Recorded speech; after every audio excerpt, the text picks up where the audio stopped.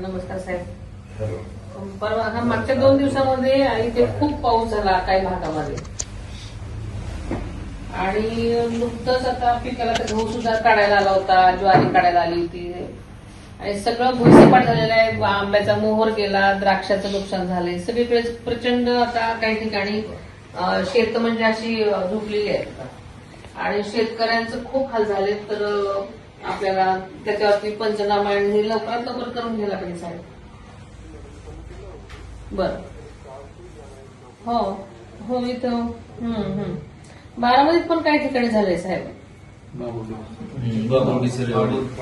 हो दौंड आणि कसोमध्ये जास्त झालेलं आहे. हो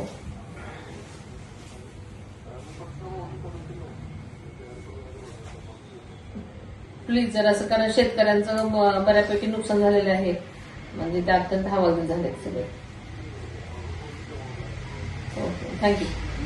प्लीज जरा लवकर बघा, कारण काय तर एक पंचनामे करून घेणं महत्वाचं आहे. कारण हो चालेल. Okay okay thank you so much.